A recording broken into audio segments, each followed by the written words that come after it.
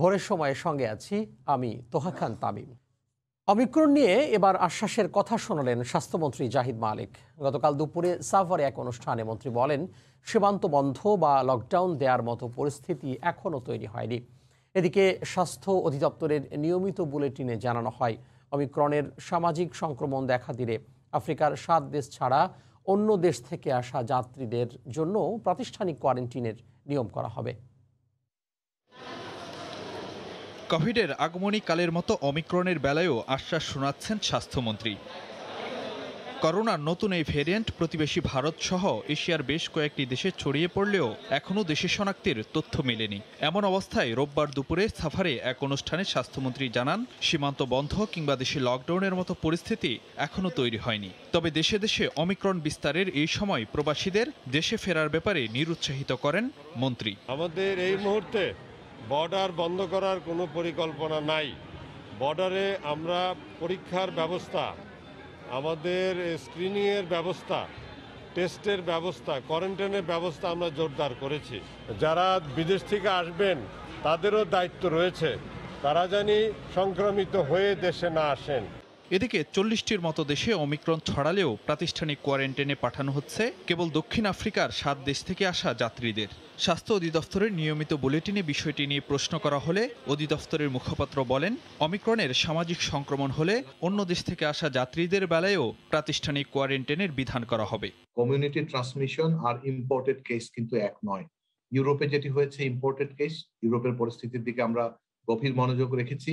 সেখানে যদি community transmission ঘটে তাহলে বাংলাদেশের 17 কোটি মানুষের জীবন জীবিকাকে নিশ্চিত করতে প্রয়োজনীয় জনস্বাস্থ্য এবং জনস্বার্থ রক্ষা করবার যে সিদ্ধান্ত, সেইটি নিতে স্বাস্থ্য অধিদপ্তর কখনোই কুণ্ঠা করবে না। অমিক্রণ নিয়ে আতঙ্কিত না হয়ে সচেতনতার উপর জোর দিয়েছে স্বাস্থ্য অধিদপ্তর। ফারুক ভূঁইয়া, রবিন, সময় সংবাদ, ঢাকা। আইডি কার্ড ডিজিটালাইজ করেই শিক্ষার্থীদের হাব ভাড়া চালু করা সম্ভব বলে মনে করেন বাংলাদেশ সড়ক পরিবহন শ্রমিক ফেডারেশনের সভাপতি শাহজাহান খান। গতরাতে নীলফামারীতে আয়োজিত এক সভা শেষে সাংবাদিকদের প্রশ্নের জবাবে একথা বলেন তিনি। এছাড়া বাসে সরকার নির্ধারিত ভাড়ার অতিরিক্ত নিলে প্রয়োজনীয় ব্যবস্থা নেওয়া হবে বলেও জানান তিনি। হাফ পাস নিয়ে আমরা দেখলাম অনেক সময় এই আইডি কার্ড, যেটা স্কুল কলেজের আইডি কার্ড, সেটা কিন্তু জাল করে নিত, আবার একজনের ছবি তুলে আরেকজনের লাগিয়ে কিন্তু সেটা নিয়ে যেত। এইগুলো নিয়ে কিন্তু অনেক সময় বৎসা হয়েছে, শ্রমিকদের সঙ্গে তর্ক বিতর্ক হাতাহাতি হয়েছে। এই ক্ষেত্রে যদি আইডি কার্ড আপনার ডিজিটালাইজড করতে পারে তাহলে পরে এটা নিয়ন্ত্রণ করা সম্ভব হবে। রাঙামাটির কাপ্তাই লেকে চেতনার অগ্নি মশাল হয়ে জ্বলছে মহান মুক্তিযুদ্ধে শহীদ বীর শ্রেষ্ঠ মুন্সী আব্দুর রউফের স্মৃতিসৌধ।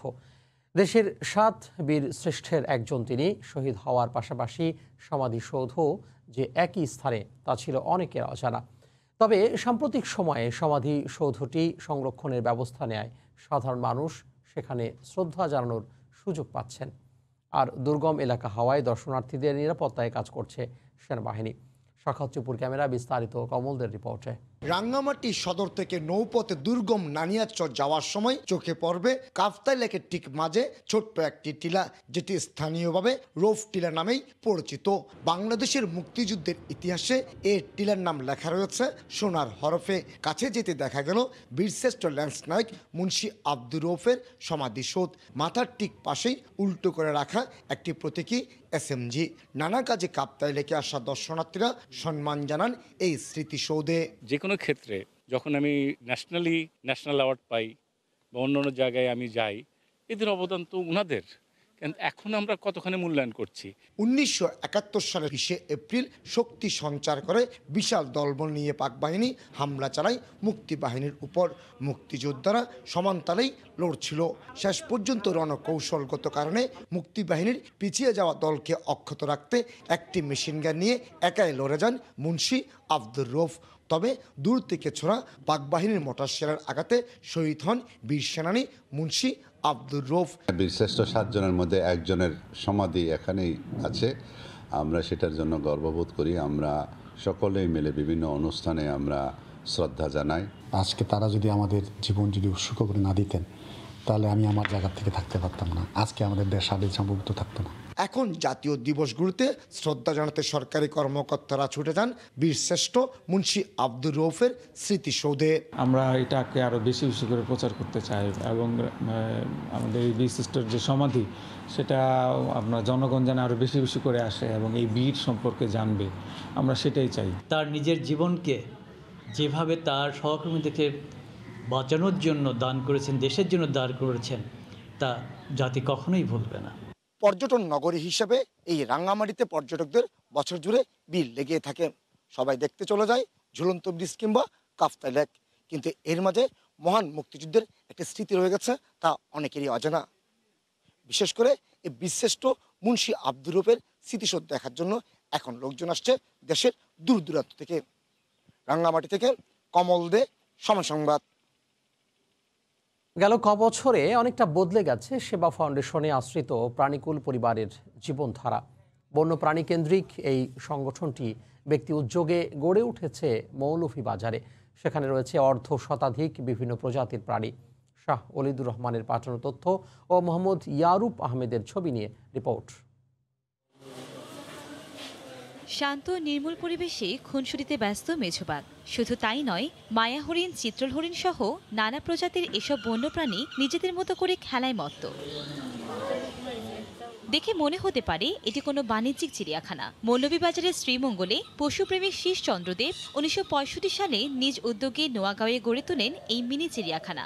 এরপর 71-এ মুক্তিযুদ্ধে তা ধ্বংস হয়ে গেলে ছেলে সীতেশ রঞ্জন দেব রূপসপুরে 5.5 বিঘা জমির উপরে গড়ে তোলেন বাংলাদেশ বন্যপ্রাণী ফাউন্ডেশন নামে প্রাণী সেবা কেন্দ্র। কিছু বন্যপ্রাণী যেগুলো বাচ্চা হয়েছে এগুলো আমরা বন্যায় অবমুক্ত করে দিয়েছি, আর কিছু আছে এই 2-1-এর ভিতরে তার স্বাভাবিক পরিবেশ আসলে আমরা বন্যায় অবমুক্ত করে দেব। গেল কয়েক বছরে পাল্টে গেছে এখানকার চিত্র। প্রায় প্রতিটি প্রাণী জন্ম দিয়েছে বাচ্চা। দুর্লভ প্রজাতির লজ্জাবতী বানর, বেগুনি কালেম, অজগর, গন্ধগোকুল, কোনো প্রাণী বাদ যায়নি বাচ্চা প্রসবে। এসব প্রাণী কোলাহলমুক্ত বন্দি খাঁচায় ফিরে পেয়েছে নিজস্ব পরিবেশ। বাবা মারা যাওয়ার পরে এটা আমার শহরে আমার বাসায় নিয়ে আসছিলাম। স্কুল কলেজের ছাত্রছাত্রীরা আসলে দেখতে পারে কোনটা হরিণ কোনটা মাছ। দূর দূরান্ত থেকে প্রতিদিন অসংখ্য পর্যটক এখানে ছুটে আসেন। তবে এরই মধ্যে অনেক বন্যপ্রাণী অবমুক্ত করেছে সংগঠনটি। আমার কাছে খুব ভালো লেগেছে যে বাচ্চা প্রসব করছে, তাদের আবার প্রপারলি টেক কেয়ার করা হচ্ছে। বানর দেখেছি, হরিণ দেখেছি, বাচ্চা কাচ্চা দেখেছি, ওদের অনেক ভালো লাগছে। বাচ্চাদের আনন্দ দেওয়ার মতো শেখার জন্য অনেক কিছুই আছে। প্রত্যেকটা খাঁচা খুবই সুন্দর করে এখানে পরিষ্কার করে রাখা আছে। সেবা ফাউন্ডেশনে বর্তমান অর্ধশতাধিক বিভিন্ন প্রজাতির বন্যপ্রাণী রয়েছে। সময় সংবাদ, মৌলভীবাজার। বঙ্গোপসাগরে অবস্থানরত গভীর নিম্নচাপ দুর্বল হয়ে নিম্নচাপ আকারে অবস্থান করছে। তবে এর প্রভাবে রাজধানী সহ দেশের বিভিন্ন স্থানে মাঝারি বৃষ্টিপাত হয়েছে। সমুদ্র বন্দরসমূহে 3 নম্বর স্থানীয় সতর্ক সংকেত দেখিয়ে যেতে বলা হয়েছে। আবহাওয়া অধিদপ্তরের তথ্য মতে ঢাকায় সর্বোচ্চ 4 মিলিমিটার বৃষ্টিপাত রেকর্ড করা হয়েছে। রাত 12টার পর থেকে বৃষ্টির পরিমাণ বেড়ে যায়। থেমে থেমে সারা রাত বৃষ্টি হয়। বৃষ্টির কারণে চরম ভোগান্তিতে পড়েন নিম্ন আয়ের মানুষ। বৃষ্টিতে ভিজেই নানা শ্রেণী পেশার মানুষকে তাদের প্রয়োজনীয় কাজ করতে দেখা যায়। আবহাওয়া অফিসের তথ্য মতে উত্তর পশ্চিম বঙ্গোপসাগর ও তৎসংলগ্ন পশ্চিম মধ্য বঙ্গোপসাগর এলাকায় অবস্থানরত গভীর নিম্নচাপটি দুর্বল হয়ে একই এলাকায় নিম্নচাপ আকারে অবস্থান করছে। এটি আরও উত্তর পূর্ব দিকে অগ্রসর ও ক্রমান্বয়ে দুর্বল হতে পারে। এ কারণে সমুদ্র বন্দরসমূহকে 3 নম্বর স্থানীয় সতর্ক সংকেত দেখিয়ে যেতে বলা হয়েছে। গত 20 বছরে বরিশাল অঞ্চলে করদাতা বেড়েছে 2.5 লাখের বেশি। আয়কর বেড়েছে 27 গুণ। সরকারের নানা কৌশল ও কর সচেতনতা বাড়ায় এমনটা হয়েছে বলছে কর বিভাগ। করদাতার সংখ্যা বাড়াতে স্বাগত জানিয়ে আয়কর প্রদান প্রক্রিয়া আরও সহজ করার আহ্বান জানিয়েছেন অর্থনীতি ও বিশ্লেষক করদাতারা। বরিশাল বিভাগের 6 জেলাকে নিয়ে 2001 সালে কর অঞ্চল গঠন হয়। প্রথম বছর করদাতা ছিলেন 20,311 জন, আর কর আদায় হয় 27 কোটি টাকা। সবশেষ 2020-21 কর বর্ষে করদাতার সংখ্যা বেড়ে হয় 2,36,363 জন, আর কর আদায়ের পরিমাণ 27 গুণ বেড়ে দাঁড়ায় 592 কোটি 60 লাখ টাকায়। করদাতারা বলছেন কর প্রদান প্রক্রিয়া আরও সহজ ও তৃণমূলে ছড়িয়ে দেয়া দরকার। প্রত্যন্ত অঞ্চলেও এর শাখা হওয়া উচিত, উপজেলা পর্যায়ে নেওয়া উচিত। কর মেলার মেয়াদটা বৃদ্ধি করা এবং এটা আরও প্রান্তিক পর্যায়ে ছড়িয়ে ছিটিয়ে দেওয়া। প্রক্রিয়ার মাধ্যমে যে রিটার্নটা আমরা দিচ্ছি এটা আরও একটু স্বচ্ছ হওয়া উচিত। এটা অনেকে ক্লিয়ার না, বুঝতে পারে না যে কি লিখবে না লিখবে। আমি ইনকাম করি, আমার একটা অংশ তো অবশ্যই আমার সরকারকে দিতে হবে দেশের, যাতে উন্নয়নের কর্মকাণ্ড আরও বেগবান এবং গতিশীল হয়। আর অর্থনীতিবিদদের পরামর্শ, পুরো প্রক্রিয়া স্বচ্ছতা ও জবাবদিহিতার আওতায় আনা। লিগ্যাল ফ্রেমওয়ার্কের মধ্যে যত উদারীকরণ প্রক্রিয়ার মাধ্যমে জনগণকে ইনক্লুসিভ করা যায়, ততই দেখা যাবে যে ট্যাক্স আদায়ের এই প্রক্রিয়াটা চলমান থাকবে। আইনি ভীতি একটা তৈরি করা হয়, পদ্ধতিগত ভীতি তৈরি করা হয়, তাহলে এটা টেকসই হবে না। এক্ষেত্রে কর বিভাগকেও আমি আহ্বান জানাবো এগিয়ে আসার জন্য। কর কর্মকর্তারা বলছেন সাফল্য ধরে রাখতে তারা সচেষ্ট। এখানে করদাতা খুবই ভালো, করবান্ধব পরিবেশ বিরাজ করছে এবং আমরা তাদেরকে সেবা সেবা দিয়ে যাচ্ছি। প্রান্তিক পর্যায়ে ছোট ছোট করদাতা যারা আছে তাদেরকে আমরা এখানে আসলে যে কোনো হয়রানি করদাতা যে আছে সেগুলো যেন না হয় সেগুলো আমরা চেষ্টা করে যাচ্ছি। চলতি 2021-22 করবর্ষে 30 নভেম্বর পর্যন্ত করদাতার সংখ্যা বেড়ে দাঁড়িয়েছে 2,63,392 জনে। এই সময়ে 64,071টি রিটার্ন দাখিলে আয় হয়েছে 13,80,00,000 টাকা। অপূর্ব অপু, সময় সংবাদ, বরিশাল।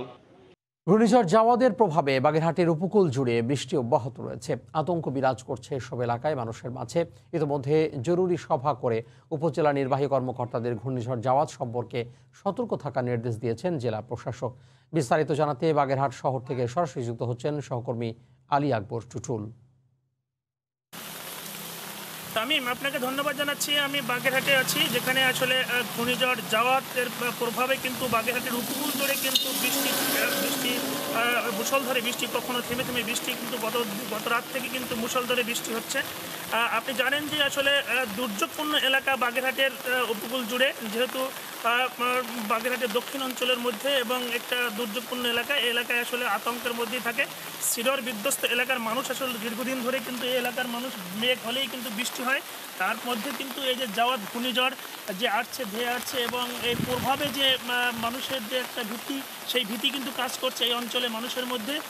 বিশেষ করে বাগেরহাটের শরণখোলা মোরলগঞ্জ এলাকার বলেশ্বর নদীর পাশে যে মানুষগুলো রয়েছে তারা কিন্তু নির্ঘুম রাত কেটেছে, কারণ এখানে কিন্তু প্রচুর বৃষ্টি হচ্ছে এবং গত দুদিন ধরে কিন্তু হালকা এবং মাঝারি বৃষ্টি ছিল এবং আজকে কিন্তু বেশ বৃষ্টির কারণে কিন্তু জনজীবন একবার বিপর্যস্তর মুখে পড়েছে।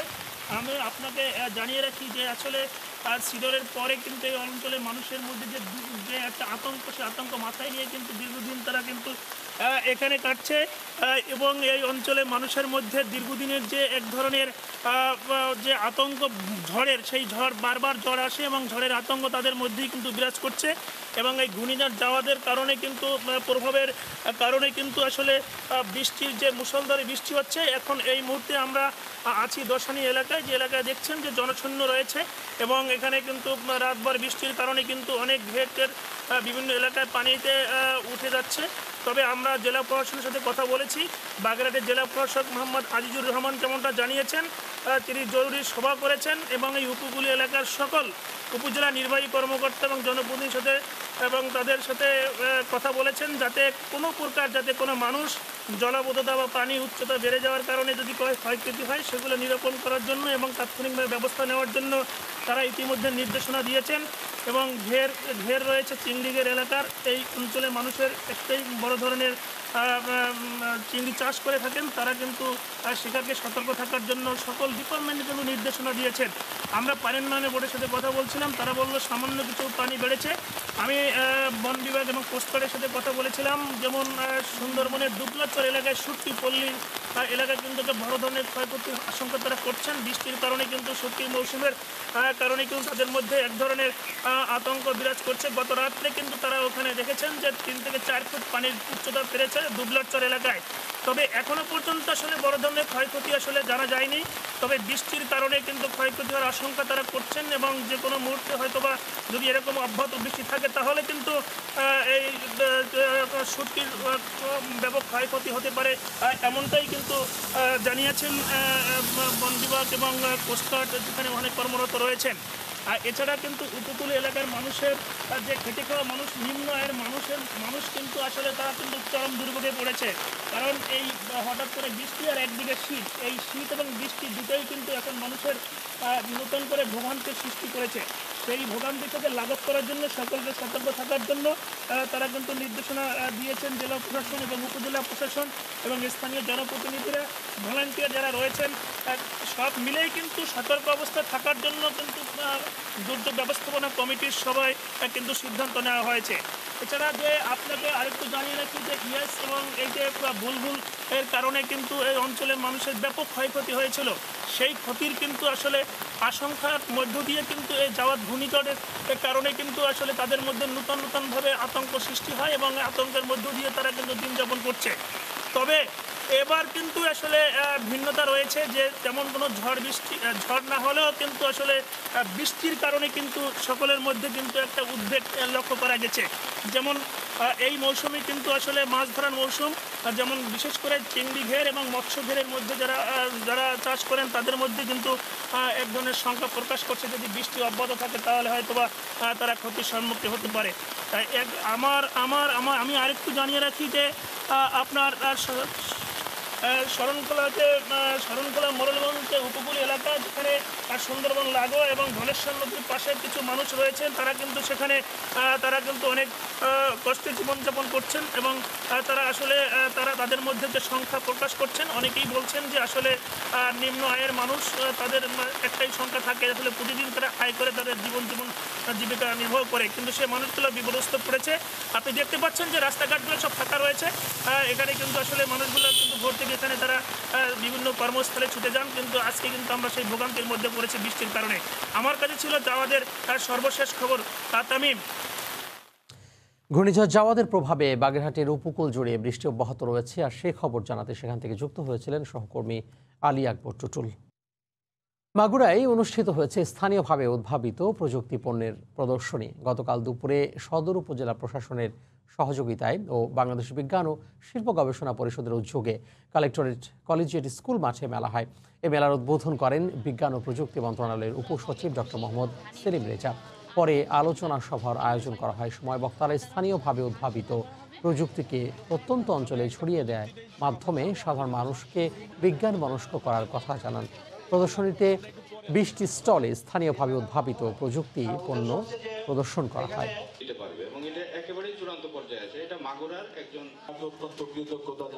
নদীমাতৃক বাংলাদেশের চরাঞ্চলগুলোকে দারিদ্র বা অনুন্নয়নের পকেট বলে আখ্যায়িত করা হয়েছে। রংপুরে অনুষ্ঠিত চর সম্মেলনে তথ্য জানানো হয়। চরের মানুষকে উন্নয়নের কেন্দ্রবিন্দুতে আনতে কৃষি ও পানি সম্পদের উন্নয়নে গৃহীত কর্মকাণ্ডকে অগ্রাধিকার দেওয়ার দাবি তোলা হয় সম্মেলনে। তরিকুল ইসলামের ক্যামেরায় রতন সরকারের রিপোর্ট। বাংলাদেশের যেসব অঞ্চলকে অতি দরিদ্র হিসেবে চিহ্নিত করা হয়, নদীবেষ্টিত চরাঞ্চলগুলো সেগুলোর অন্যতম।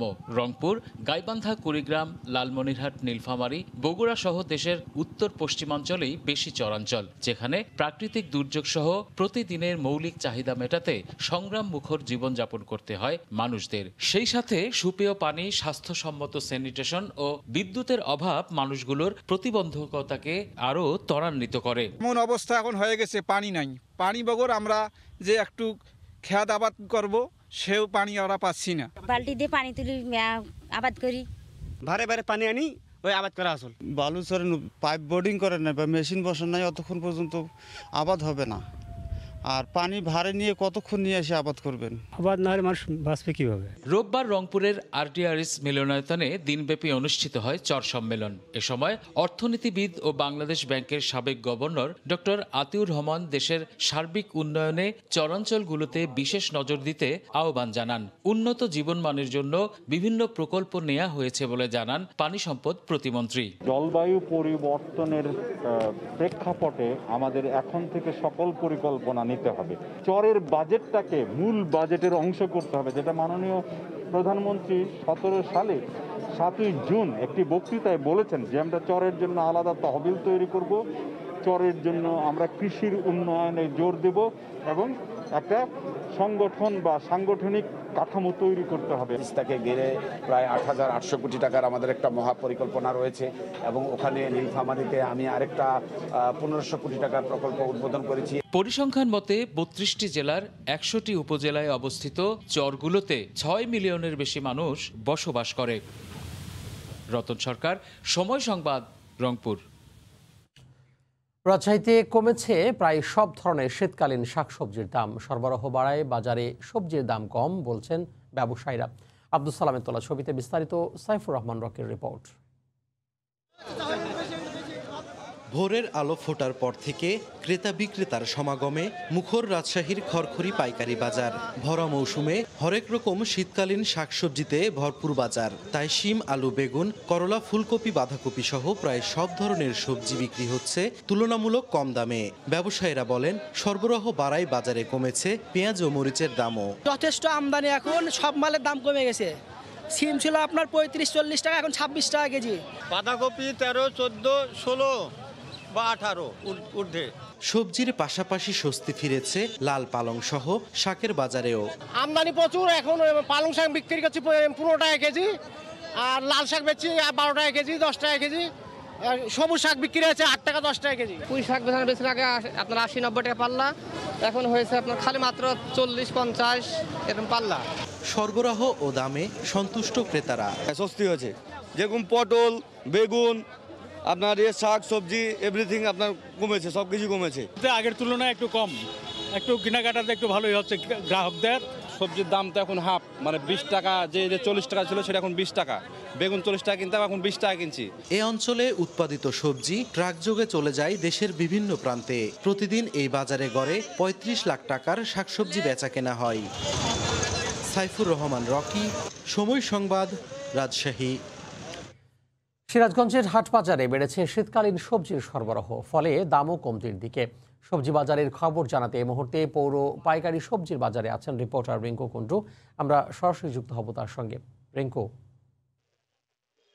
তামিম, সিরাজগঞ্জের পৌর কাঁচা বাজারে কিন্তু সব ধরনের সবজির সরবরাহ বাড়েছে, কিন্তু গতকাল থেকে গুড়ি গুড়ি বৃষ্টির কারণে কিন্তু আজকে কেনা বেচা অনেকটাই কম। আমরা এখন আছি সেই সিরাজগঞ্জের সবচেয়ে বড় যে পাইকারি সবজির বাজার, পৌর পাইকারি সবজির বাজার। আমরা সকাল থেকে দেখছি যে সব ধরনের শীতকালীন সবজি কৃষকেরা তাদের বিভিন্ন উপজেলা থেকে উৎপাদিত সবজি নিয়ে কিন্তু এই বাজারটিতে আসছে, কিন্তু এই আবহাওয়া খারাপের কারণে, অর্থাৎ গুড়ি গুড়ি বৃষ্টির কারণে কিন্তু কেনা বেচা অনেকটা আমরা কম দেখছি আমরা, যে কারণে আজকে কিন্তু শীতকালীন সবজির বাজার দর কিন্তু অনেকটা নেমে গেছে বলে জানিয়েছে ব্যবসায়ীরা। আমি যদি একটু ব্যবসায়ীদের সাথে কথা বলি, তারা যেটি জানিয়েছে যে আজকে কিন্তু শীত, যেহেতু আজকে বৃষ্টির কারণে ব্যবসায়ীরা কিন্তু অনেক পাইকাররা কিন্তু এখনো আসেনি, এবং সকাল থেকে যেটি জমে ওঠে এটি এখনো কিন্তু আসলে জমে ওঠেনি, যে কারণে আমরা দেখছি যে কাঁচা বাজারের দামও কিন্তু অনেকটা আজকে কম বলে জানিয়েছে ব্যবসায়ীরা। এছাড়া কিন্তু সব ধরনের সবজিতে কিন্তু আজকে শীতকালীন সবজিতে কিন্তু সরবরাহ অনেকটাই বেড়েছে। আমি যদি একটু আজকে একজন ব্যবসায়ীদের সাথে একটু কথা বলতে চাই যে আজকে আসলে সবজি বাজারের অবস্থাটা কি আপনি একটু বলেন। আজকে সবজির বাজার সরবরাহ প্রচুর আছে, কিন্তু আপনার এই বৃষ্টির কারণে কোনো কাস্টমার আসতে পারতেছে না, এবং এটার কারণে আসলে দামটা অনেক পড়ে গেছে। যেমন আপনার সিম মাত্র আজকে 16 টাকা কেজি, কারণ এই কাস্টমার নাই। আপনার এই গাজর আছে আপনার হলো 35 টাকা কেজি, কাস্টমার না থাকার কারণে আসলে প্রত্যেকটা পণ্যের দাম কমে গেছে। আর এই বৃষ্টি এখন যদি এই কয়েকের ভিতরে যদি না কমে যায়, আসলে আমাদের যে সবজিগুলো আমরা খেতে বুনছে কৃষক, প্রচুর পরিমাণে ক্ষতি হবে। আর এর ভিতরে দাম বাড়ছে, শুধু আপনার পেঁয়াজের দামটা একটু বাড়ছে। গত 7 দিন আগে বিক্রি করছে আমরা 50 টাকা কেজি, সেই পেঁয়াজ আজকে আপনার 70 টাকা কেজি। এখন এই নতুন পেঁয়াজ না ওঠা পর্যন্ত আপনার পেঁয়াজের দামটা আসলে কমবে না। আর আলু যেগুলা আপনাদের নতুন আলু আপনার বোনা হয়েছে, সেগুলো আসলে নষ্ট হয়ে গেছে বৃষ্টির কারণে। হ্যাঁ, ধন্যবাদ। আমি আপনি শুনছিলেন একজন ব্যবসায়ী কিন্তু জানাচ্ছিলেন যে আজকে কিন্তু সবজির বাজারে সব ধরনের শীতকালীন সবজির সরবরাহ থাকলে কিন্তু দাম অনেকটা কম। আজকের বাজার যদি আপনাকে জানাতে চাই যে পাতাকপি বিক্রি হচ্ছে 15 থেকে 20 টাকা, ফুলকপি বিক্রি হচ্ছে 30 টাকা কেজি দরে, কাঁচামরিচ বিক্রি হচ্ছে 25 টাকা, আলু বিক্রি হচ্ছে 50 থেকে 60 টাকা প্রকার ভেদে, এবং বেগুন বিক্রি হচ্ছে 15 টাকা, সিম বিক্রি হচ্ছে 15 থেকে 18 টাকা, শসা বিক্রি হচ্ছে 15 থেকে 20 টাকা, আদা বিক্রি হচ্ছে 50 টাকা। এই হচ্ছে আজকের এই পাইকারি বাজারের মূল্য এটি। এবং আজকে কিন্তু গত সপ্তাহ থেকে আজকে কিন্তু অনেকটা দাম কম আমরা দেখছি সবজি বাজারে। এছাড়া পেঁয়াজের কথা যদি বলি, পেঁয়াজের দাম গত 2 দিন থেকে কিন্তু আজকে কেজিতে 20 টাকা বেশি বিক্রি হচ্ছে, এবং এই বাজারটি জেলার সবচেয়ে বড় পাইকারি সবজির বাজার, এবং এখানে প্রতিদিন জেলার বিভিন্ন উপজেলা থেকে যারা খুচরা ব্যবসায়ীরা আছে তারা পাইকারি দামে সবজি কিনে নিয়ে কিন্তু বিভিন্ন হাট বাজারে কিন্তু তারা বিক্রি করে থাকে। এবং এখানে মোট 100টি দোকান রয়েছে। সকাল 6টা থেকে কিন্তু আসলে সবজি আসা শুরু হয় এবং 7টা থেকে কেনা বেচা শুরু হয়। প্রতিদিন সকাল 7টা থেকে শুরু হয়ে সকাল 10টা পর্যন্ত কিন্তু এই বেচা কেনা চলে। এবং আমরা আমরা আজকে দেখছি যে বৃষ্টি কিন্তু এখন কিছুটা কমেছে, যে কারণে আমরা দেখছি যে পাইকাররা কিন্তু কিছু কিছু আসছে এবং আমরা দেখছি যে ধীরে ধীরে কিন্তু কেনা বেচা জমতে শুরু করেছে। কারণ আমরা ভোর থেকে যেটি দেখেছি যে বৃষ্টির কারণে অনেকটাই ফাঁকা ছিল, সেই কিন্তু এখন যদি এখনকার কথা বলি, এখন কিন্তু অনেকটাই আসলে কেনা বেচা জমতে শুরু করেছে, পাইকাররাও কিন্তু আসছে এবং এখানে বেচা কেনা শুরু হবে বলে জানিয়েছে ব্যবসায়ীরা। তো আজকে সবজির বাজার কিন্তু অনেকটাই কমে গেছে, যে কারণে ব্যবসায়ীরা অনেকটাই জানাচ্ছিলেন যে আজকে দাম কিন্তু অনেকটাই কম, যে কারণে বৃষ্টির কারণে কিন্তু এটি হয়েছে। কিন্তু এখন কিন্তু বাড়তে শুরু করেছে এবং সবকিছুর দাম কমলেও কিন্তু গত সপ্তাহের থেকে আজকে কিন্তু কেজিতে পেঁয়াজ কিন্তু অনেকটাই বেশি, অর্থাৎ গতকালও যেটি বিক্রি হচ্ছে 50 টাকা কেজি ধরে, আজকে কিন্তু সেটি 70 টাকা, অর্থাৎ কেজিতে 20 টাকা বেড়েছে। ব্যবসায়ীরা যেটি বলছে যে নতুন পেঁয়াজ না ওঠা পর্যন্ত কিন্তু এটি থাকবে। আমরা দেখছি যে কাঁচা এই যে পাতাকপি, সিরাজগঞ্জে আপনি জানেন যে বিভিন্ন উপজেলায় কিন্তু পাতাকপি প্রচুর পরিমাণে উৎপাদন হয় এবং আজকে পাতাকপি বিক্রি হচ্ছে 15 থেকে 20 টাকা প্রতি পিস, কিন্তু সেটি কিন্তু গতকাল একটু বেশি ছিল, আজকে বৃষ্টির কারণে কিন্তু ব্যবসায়ীরা অনেকটাই দাম কম বলছে। আমরা দেখছি যে এখন যদি বাজারে বিভিন্ন উপজেলা থেকে আসছে ব্যবসায়ীরা, তারা কেনা বেচা করছে। এই বাজারটিতে মোট 100টি দোকান রয়েছে এবং প্রতিদিন প্রায় ব্যবসায়ীরা যেটি বলছে যে 20 থেকে 30 লাখ টাকার কিন্তু সবজি কিন্তু বেচা কেনা হয়ে থাকে এবং এখন সব ধরনের সবজি কিন্তু উঠতে শুরু করেছে এবং ব্যবসায়ীরা যেটি বলছে যে শীত যত বাড়বে, অর্থাৎ শীতকালীন সবজির সরবরাহ যত বাড়বে, কিন্তু ততই কিন্তু আসলে সবজির দামও কিন্তু অনেকটাই কমবে এবং এখন বৃষ্টির কারণে কিন্তু মাঝখানে যে পৌর সবজির বাজারে মাঝখানে যে যাতায়াতের রাস্তাটি রয়েছে সেটি কিন্তু অনেকটাই কাদামুক্ত হয়ে গেছে, যে কারণে ব্যবসায়ীদের কিন্তু অনেকটা সমস্যা হচ্ছে বলে তারা আমাদেরকে জানিয়েছে। এখন কিন্তু টাটকা সব ধরনের সবজি এবং এই সিরাজগঞ্জের বিভিন্ন উপজেলায় আপনি জানেন যে চরাঞ্চল সহ বিভিন্ন উপজেলায়, সিরাজগঞ্জের কাজীপুর, বেলকুচি, কামারখন্দ, রায়গঞ্জ, তারা সব বিভিন্ন উপজেলায় কিন্তু সবজি উৎপাদন হয়। সেই সকল সবজি কিন্তু প্রতিদিন ভোরেই কৃষকেরা উৎপাদিত তাদের সবজিগুলো এই আড়তে নিয়ে আসে এবং এখান থেকে কিন্তু জেলার বিভিন্ন উপজেলায় যে সকল খুচরা ব্যবসায়ীরা আছে তারা কিন্তু আসলে বিক্রি করে থাকে এবং এখন পুরো দমে বেচা কিনা জমে উঠেছে এবং আমরা দেখছি যে শশা বিক্রি করছেন একজন ব্যবসায়ী। শশা বিক্রি হচ্ছে আজকে 15 থেকে 20 টাকা কেজি দরে। শশার কিন্তু দুটি রয়েছে, অর্থাৎ একটি হচ্ছে শশা আর একটি হচ্ছে আপনি এই দুই প্রকার শশা রয়েছে, যেটি একটি বিক্রি হচ্ছে 15 টাকা কেজি দরে এবং একটি বিক্রি হচ্ছে 20 টাকা কেজি দরে এবং এই আড়তটিতে প্রতিদিন কিন্তু পাইকারি বিক্রি হয়। এখানে কিন্তু কোনো খুচরা দামে কিন্তু সবজি বিক্রি করা হয় না, অর্থাৎ 5 কেজির নিচে কিন্তু কোনো ব্যবসায়ী কিন্তু সবজি বিক্রি করে না। আমরা দেখছি যে বিভিন্ন ধরনের সবজি কিন্তু এখন উঠতে শুরু করেছে এবং ব্যবসায়ীরা কিন্তু এখন আসছে, কারণ বৃষ্টি কিন্তু এখন নেই বললে চলে। আমরা ভোর থেকে দেখেছি যেটি গুড়ি গুড়ি বৃষ্টি ছিল সেটি কিন্তু অনেকটাই থেমে গেছে এবং এক প্রকার নেই বললে চলে, যে কারণে কিন্তু আমরা দেখছি যে বেচা বিক্রি বাড়ছে এবং ক্রেতাদের কিন্তু ভিড়ও বাড়ছে এবং সব ধরনের সবজি আমরা দেখছি যে বিভিন্ন উপজেলা থেকে কিন্তু এখনো কিন্তু সবজি আসছে, বিভিন্ন যানবাহনে করে সবজি আসছে, সেগুলো কিন্তু ব্যবসায়ীরা সেই সবজিগুলো নামিয়ে কিন্তু তারা বিক্রির জন্য তৈরি করছে। কৃষকেরা এই সবজিগুলো কিন্তু বিভিন্ন যানবাহনে করে এখানে নিয়ে আসছে এবং আমরা দেখতে পাচ্ছি একজন ব্যবসায়ীর সাথে আমরা একটু কথা বলতে চাই। আজকে ফুলকপি কত করে বিক্রি করছে, কি অবস্থা আজকে বৃষ্টির জন্য? বৃষ্টির জন্য তো কেবল এসতেছি 20-25 বাজার কম। বাজার কম হওয়ার কারণটা কি? কারণ কম, ওই যে আবহাওয়া খারাপ, তার আমদানি ছিল বেশি, লোকজনের দেখতেছে বেশি। জি, আমি আপনি শুনছিলেন যে আরেকজন কপি ব্যবসায়ী বলছিলেন যে আজকে বৃষ্টির কারণে কিন্তু তার কপির দাম কিন্তু অনেকটাই কম পড়ে গেছে, যে কারণে বেচা কিনাও কিন্তু কিছুটা কম। কিন্তু আমরা এখন দেখছি যে বৃষ্টি কিন্তু এখন থেমে গেছে, যে কারণে আমরা দেখছি যে এই আড়তে কিন্তু ব্যাপারীরা আসতে শুরু করেছে। আমরা দেখছি যে বিভিন্ন যানবাহনে করে অটো, ভ্যান, রিক্সা, বিভিন্ন যানবাহনে করে কিন্তু বিভিন্ন উপজেলা থেকে সবজি আসছে এবং পিকআপে করে আসছে, সেগুলো কিন্তু ব্যবসায়ীরা নামিয়ে কিন্তু বিক্রির জন্য প্রস্তুত করছেন এবং পাশাপাশি এই বেলা যত বাড়ছে আমরা দেখছি যে ব্যাপারীরাও কিন্তু আসছে বিভিন্ন উপজেলা থেকে, যারা এই কাঁচা বাজার ব্যবসা করে তারা কিন্তু আসছে এবং এখান থেকে তারা কিন্তু প্রতিদিন সবজি কিনে নিয়ে বিভিন্ন হাট বাজারে বিভিন্ন জায়গায় তারা বিক্রি করে থাকেন। আমরা এখন দেখছি যে পুরাটাই কিন্তু আসলে বেচা কেনা ভরপুর এবং কাঁচা সবজির পাশাপাশি আমরা শাক দেখছি, টাটকা শাকও এখানে কিন্তু বিক্রি হচ্ছে এবং হ্যাঁ, থরে থরে প্রতিটি আড়তের সামনে কিন্তু থরে থরে ব্যবসায়ীরা, কৃষকেরা তারা কিন্তু সেই সবজিগুলো নামিয়ে রাখছে এবং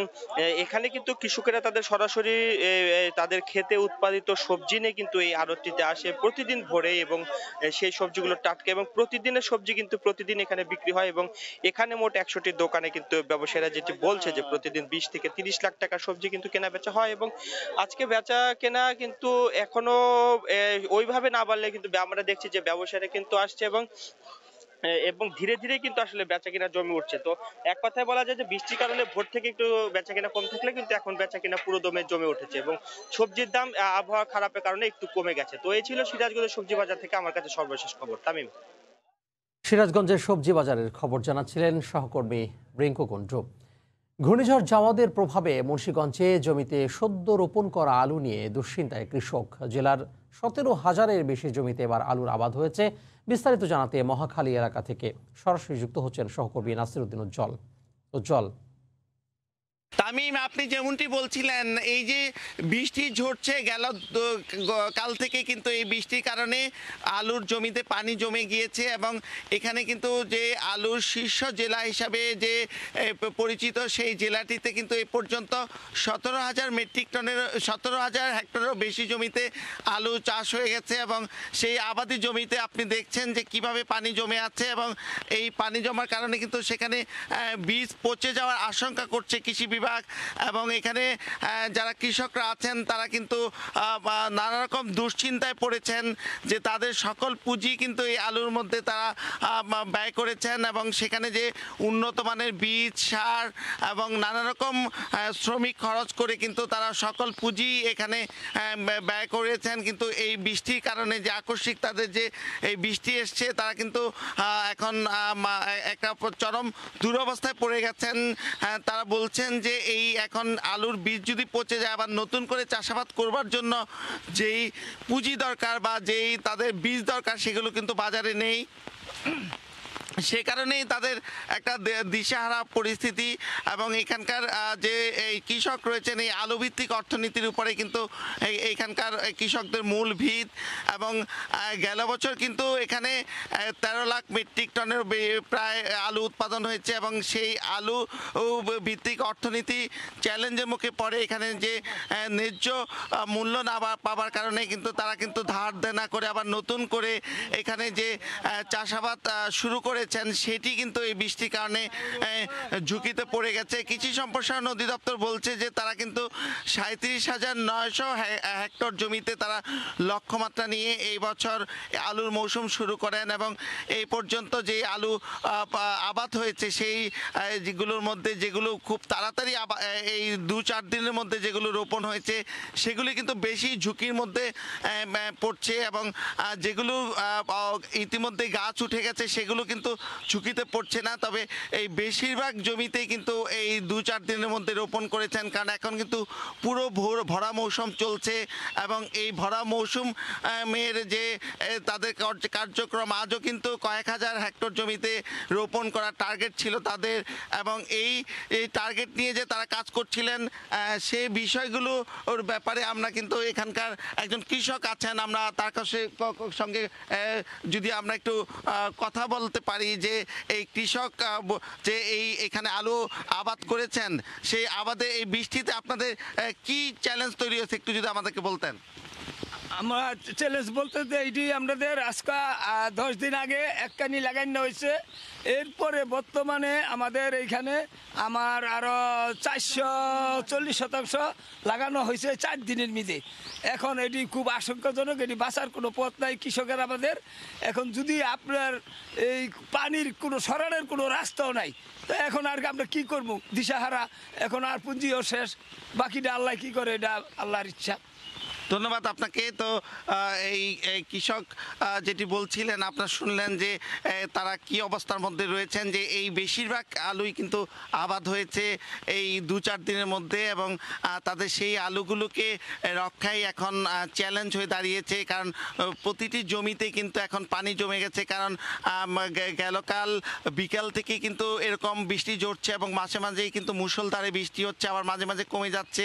এই যে তাদের এই বৃষ্টি বৃষ্টির পরিস্থিতি, এই পরিস্থিতিতে তারা মোকাবেলা করবার জন্য যে তাদের অবস্থা কিন্তু নেই, এবং তারা যেটি বলছিলেন যে এই পানি সরিয়ে দেওয়ার যে বিশাল বিল এবং বিল থেকে যে পানি সরিয়ে দেওয়ার মতো অবস্থা, সেই অবস্থা কিন্তু নেই, এবং সে কারণেই কিন্তু তাদের বেশি চ্যালেঞ্জ তৈরি হয়েছে। তারপরও কিন্তু অনেক কৃষক আপনারা দেখছেন যে এই যে ভোরবেলায় বৃষ্টিতে ভিজে কিন্তু তারা চেষ্টা করছেন যে এই পানি কোনোভাবে সরিয়ে দেওয়া যায় কিনা, কিন্তু এই বিশাল বিলে সেই পানিগুলো সরানোর চ্যালেঞ্জ হয়ে দাঁড়িয়েছে।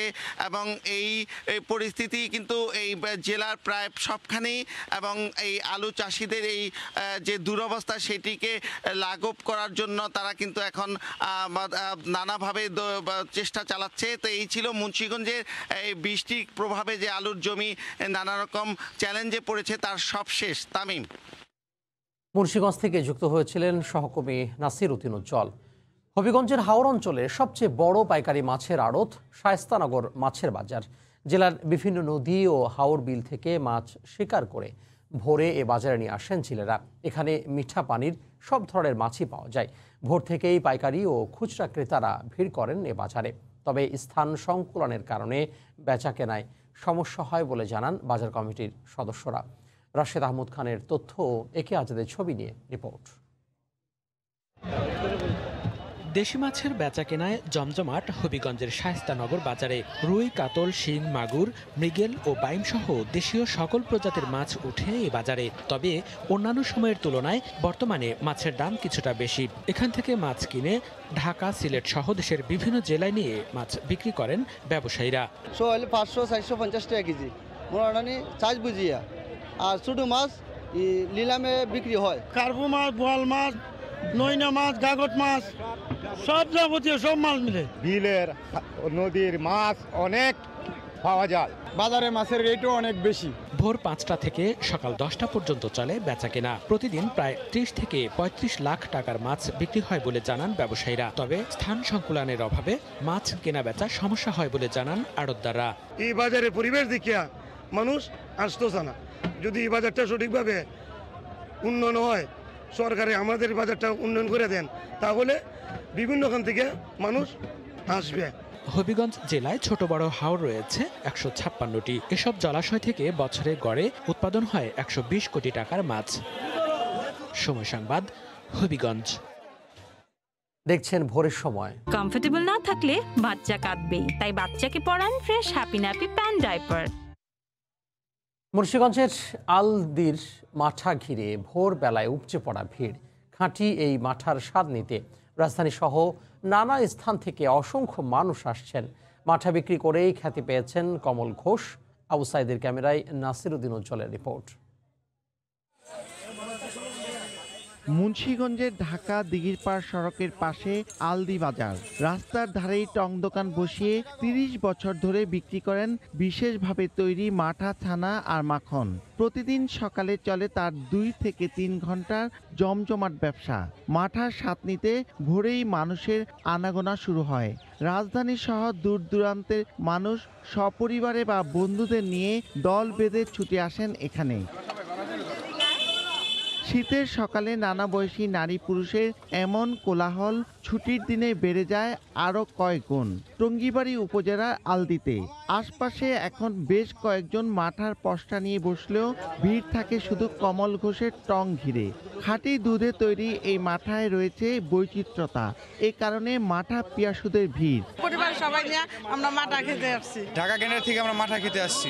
আলদি বাজারের এই মাঠাটা মানে ঐতিহ্যবাহী হয়ে যাচ্ছে। কয়েক গ্লাস মাঠা পানের তেষ্টা মেটানোর পর আবার বোতল ভর্তি করে নিয়ে যান অনেকে। অন্যান্য জায়গার স্বপ্নের মাঠা খাই, কিন্তু এখানকার মাঠা অনেক সুন্দর, অনেক স্বাদ লাগে। এখানকার মাঠাটাও বেস্ট, আচ্ছা মাখনটাও খুব ভালো। কমল ঘোষ 12 বছর বয়সে 10 লিটার দুধের মাঠা বিক্রি করে যাত্রা শুরু করেন। এখন তার প্রতিদিন বিক্রি ঠেকেছে কয়েকশো লিটারে। 30 বছর মাঠা বিক্রি করি। মাঠাটা এই সার্কেল হয়েছে প্রায় 5-6 বছর ধরে। আমার কাছে অনেক ভালো লাগে। আলা বেচা কিনি জামা তা হোক, কিন্তু লোকজন দেখে আমার মন অনেক ভরে যায়। আলদি বাজারে তার মাঠা খ্যাতির কারণে পরিচিতি পেয়েছেন মাঠা কমল নামেই। গ্লাস প্রতি 20 টাকা ও প্রতি লিটার মাঠা বিক্রি করেন 100 টাকায়। কমল ঘোষের মাঠার স্বাদ একেবারে ভিন্নতা। আর সে কারণেই বিভিন্ন অঞ্চল থেকে এত লোক আসেন মাঠার স্বাদ গ্রহণ করতে। মুন্সিগঞ্জের আলদি থেকে নাসিরউদ্দিন উজ্জ্বল, সময় সংবাদ। নারায়ণগঞ্জের পাইকারি মাছ বাজারে বেড়েছে নানা প্রজাতির মাছের সরবরাহ। ভোর থেকেই এসব মাছ কিনতে ভিড় করছেন দূর দূরান্তের পাইকার ও সাধারণ ক্রেতারাও। বিস্তারিত জানাতে শীতলক্ষ্যা নদীর ৩ নম্বর ঘাট থেকে সরাসরি যুক্ত হচ্ছেন সহকর্মী শওকত আলী সৈকত। ধন্যবাদ তামিম। নারায়ণগঞ্জের পাইকারি মাছ বাজারের স্বাভাবিক দিনের যে চিত্র আমরা দেখি, আজকে কিন্তু পুরোটাই ভিন্ন চিত্র দেখছি। কারণ গত দুদিন যাবৎ বৈরী আবহাওয়ার কারণে, টানা বৃষ্টিপাতের কারণে মাছ বাজার তেমন ভাবে জমে ওঠেনি। এই মাছ বাজারটি শীতলক্ষ্যা নদীর পূর্ব তীরে ৩ নম্বর ঘাটে প্রায় ২০০ বছর ধরে বাজারটি প্রতিষ্ঠিত। নদী পথে পণ্য পরিবহনের সুবিধার কারণে ব্রিটিশ আমলে এই মাছ বাজারটি প্রতিষ্ঠিত হয়। মূলত এই বাজার থেকে এই নারায়ণগঞ্জ জেলা সদর এবং আশপাশের পাড়া মহল্লাগুলোতে মাছ সরবরাহ হয়ে থাকে। আমরা আপনাকে একটা বিষয় জানিয়ে রাখছি, প্রতিদিন ভোর থেকে বেলা 11টা পর্যন্ত এই মাছ বাজারটা জমজমাট বেচাকেনা হয়ে থাকে। রাতে মধ্যরাতেই বিভিন্ন জেলা থেকে নদী এবং হাওর অঞ্চলের মাছ, বিভিন্ন প্রজাতির মাছ এই বাজারে এসে মজুদ হয়। এরপর ভোর থেকেই আড়তদাররা এবং পাইকারি বিক্রেতারা মাছের পসরা সাজিয়ে বসেন। কিন্তু 2 দিন যাবত টানা বৃষ্টির কারণে রাতেও প্রচুর বৃষ্টি হয়েছে, এখনো বৃষ্টি হচ্ছে।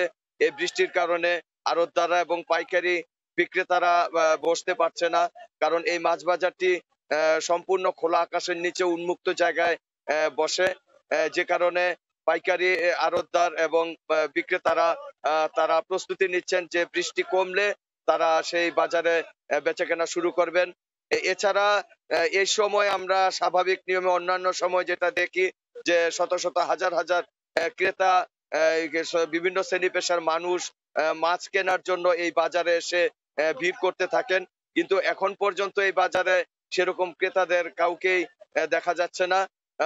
মূলত বিক্রেতা এবং মৎস্যকর্মী যারা আছে তারাই এই বাজারে বেচা কেনার জন্য প্রস্তুতি নিচ্ছেন। এই মাছ বাজারে মূলত এই শীতল মূলত একটা বিষয় আমি আপনাকে বলে রাখছি যে নদী এবং হাওর অঞ্চলের ফরমালিন মুক্ত তাজা টাটকা মাছ পাওয়া যায় বলেই এই বাজারের চাহিদা সবচেয়ে বেশি। বিভিন্ন পাড়া মহল্লা, বিভিন্ন এলাকা থেকে সাধারণ মানুষের পাশাপাশি অন্যান্য বাজারের পাইকারি খুচরা বিক্রেতারাও এই বাজার থেকে মাছ কিনে থাকেন। এছাড়া নগরীতে প্রায় শতাধিক হোটেল রেস্তোরাঁ রয়েছে। এই হোটেল রেস্তোরাঁর যে মাছের চাহিদা সেটাও এই বাজার থেকে পূরণ হয়ে থাকে। তামিম, এই ছিল আমার কাছে নারায়ণগঞ্জে পাইকারি মাছ বাজারের সব শেষ। নারায়ণগঞ্জ থেকে মাছ বাজারে খবর জানাচ্ছিলেন সহকর্মী শওকত আলী সৈকত। পারিবারিক কিংবা ব্যক্তিগত কারণে ছুটি চাওয়ার অধিকার যে কোনো ক্রিকেটারেরই আছে, তাই নিউজিল্যান্ড সিরিজে সাকিবকে ছুটি না দেওয়ার কোনো কারণ নেই বলে মনে করেন বিসিবি পরিচালক সাজ্জাদুল আলম ববি। এই সিরিজে সাকিবকে মিস করলেও এত বছরে তার বিকল্প ক্রিকেটার তৈরি করতে না পারার দায়টা নিজেদের কাঁধে নিলেন তিনি। উড়িয়ে দিলেন ক্রিকেটার ও ম্যানেজমেন্টের দ্বন্দ্বের বিষয়টিও।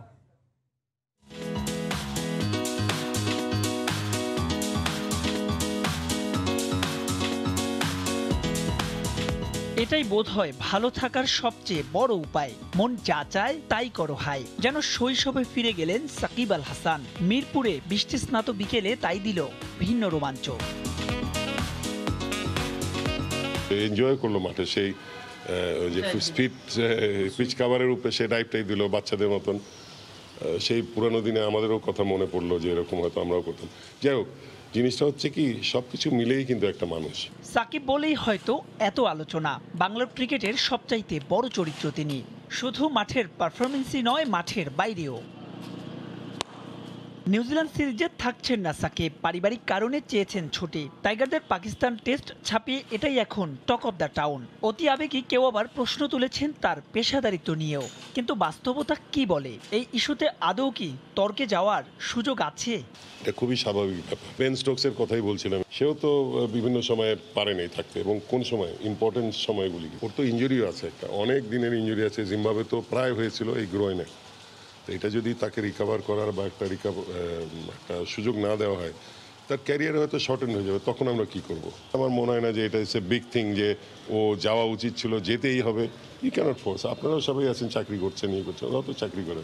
গেল 15 বছরের বেশি সময় নিরবিচ্ছিন্নভাবে টাইগারদের সার্ভিস দিয়ে যাচ্ছেন সাকিব আল হাসান। কিউই কন্ডিশনে তার না থাকাটা দলের জন্য নিশ্চিতরূপেই বড় ক্ষতি। কিন্তু প্রশ্নটা হলো কেন 1.5 দশকে তার বিকল্প তৈরি করতে পারল না ক্রিকেট বোর্ড? দায়টা অবশ্য নিজেদের কাঁধেই চাপালেন এই পরিচালক। ওর জায়গা তো রিপ্লেস করার মতন আমরা এখনো এই মুহূর্তে বলতে পারবো না যে কেউ করে দিতে পারে, ওর জায়গাটা পূরণ করে দিতে পারে। সেটা এফেক্ট করবে, কিন্তু একজনের উপরে ভিত্তি করে তো দল হয় না। এবং আমরা যদি তার রিপ্লেসমেন্ট বা সেই জায়গায় খেলার মতন উপযোগী কোনো প্লেয়ার না থাকে, এটা কিন্তু ওর ব্যর্থতা না, এটা আমাদের খুঁজে বের করতে হবে, এটা আমাদের দায়িত্ব। উড়িয়ে দিলেন সাম্প্রতিক সময়ে আলোচনার টেবিলে ঝড় তোলা সিনিয়র ক্রিকেটার ও ম্যানেজমেন্টের দ্বন্দ্বের বিষয়টিও। আমার মনে হয় এগুলি অমূলক। আমি আসলেই কোনো হ্যাভ নট নোটিসড এনি মানে গ্যাপ অর মানে কারোর মধ্যে কোনো দূরত্ব কোচিং স্টাফ প্লেয়ারদের মধ্যে অথবা যারা আমরা ম্যানেজমেন্টে ছিলাম, আমি কোনোটা পাইনি। এর আগে কিউইদের মাটিতে কখনোই তাদের বিপক্ষে জয় পাওয়া হয়নি টাইগারদের। দলের সেরা তারকার অনুপস্থিতিতে কি হয় এবার, সেটাই এখন দেখার অপেক্ষা। মাহবুব রিমন, সময় সংবাদ, ঢাকা। ঢাকা উত্তর সিটি কর্পোরেশনের আয়োজনে ডিএনসিসি মেয়র কাপ 2021-এর ড্র ও জার্সি প্রদান অনুষ্ঠিত হয়েছে। মুজিব শতবর্ষ ও স্বাধীনতার সুবর্ণ জয়ন্তী উপলক্ষে প্রধানমন্ত্রীর অনুপ্রেরণায় খেলাধুলায় ব্যস্ত থাকি, মাদককে দূরে রাখি, এই স্লোগানকে সামনে রেখে মাসে শুরু হচ্ছে ডিএনসিসি মেয়র কাপ, যেখানে ফুটবল, ক্রিকেট ও ভলিবল 3 ইভেন্টে ঢাকা উত্তর সিটি কর্পোরেশনের 54টি ওয়ার্ড ও 18 সংরক্ষিত নারী কাউন্সিলরদের দল অংশ নেবে। গুলশানে উত্তর সিটি কর্পোরেশনের কার্যালয়ে আয়োজিত ড্র ও জার্সি প্রদান অনুষ্ঠানে প্রধান অতিথি হিসেবে উপস্থিত ছিলেন ঢাকা উত্তর সিটি কর্পোরেশনের মেয়র আতিকুল ইসলাম। এছাড়াও ছিলেন জাতীয় দলের সাবেক অধিনায়ক খালেদ মাসুদ পাইলট। আগামী 24 ডিসেম্বর পর্দা উঠবে ডিএনসিসি মেয়র কাপের। আরবি স্টেডিয়ামে জমকালো আয়োজন হবে উদ্বোধনী অনুষ্ঠান।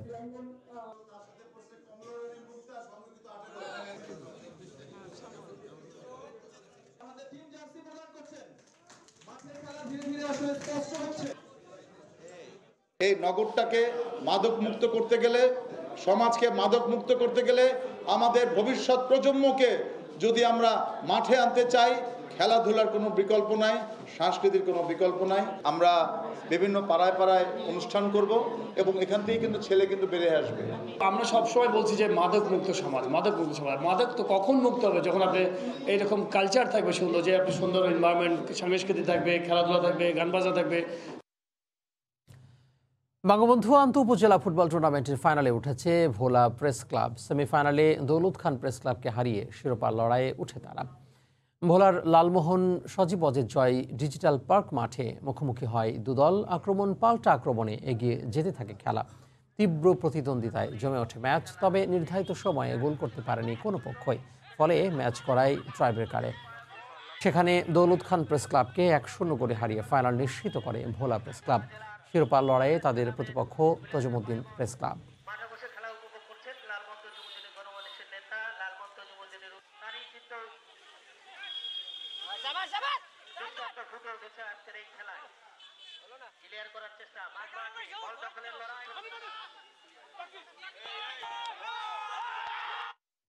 মেঘের ছোঁয়া আর আকাশ থেকে সমুদ্রের নীল জলরাশি, প্রকৃতির অপরূপ সৌন্দর্য উপভোগ, সে সঙ্গে উঠতে উঠতে বিকেলে নাস্তা কিংবা রাতের ডিনার।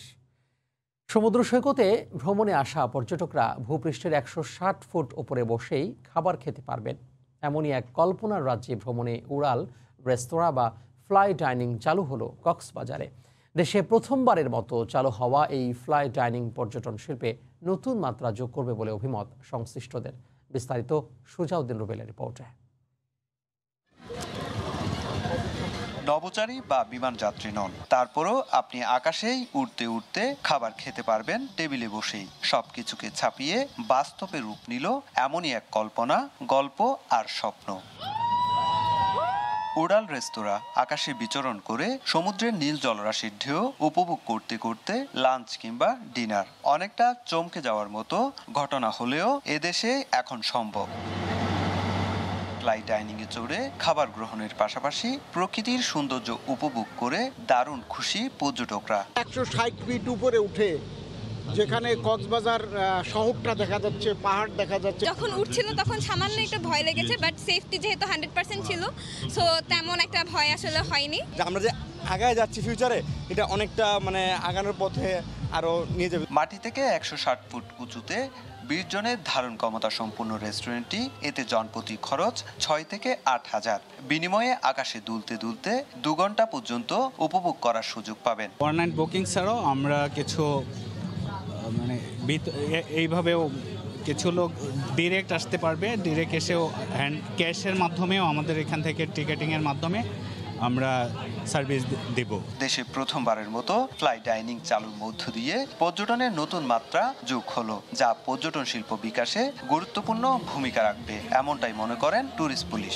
অনেক ট্যুরিস্ট অভিযোগ করতে যে আমরা সন্ধ্যার পর কোথায় যাব, এখন সেই সন্ধ্যার পর যাওয়ার সুন্দর একটা জায়গা হয়েছে এবং ভবিষ্যতে এটাকে আমরা উৎসাহ উদ্দীপনা হিসেবে নিব। ফ্লাই ডাইনিংটি একটি বিশেষ পাটাতনের উপর চেয়ার, টেবিল ও উপরে ছাতার মতো এক ধরনের ছাদ দিয়ে চারপাশ খোলা রাখা হয়েছে। অ্যালুমিনিয়াম ও স্টিলের সমন্বয়ে বিশেষ ধরনের তার ক্রেনের মাথায় লাগিয়ে সংযুক্ত করা হয়েছে পাটাতনের মাঝখানে ও চারপাশে। সুজাউদ্দিন রুবেল, সময় সংবাদ, কক্সবাজার। এই ছিল ভোরের সময়। সঙ্গে থাকুন সময়।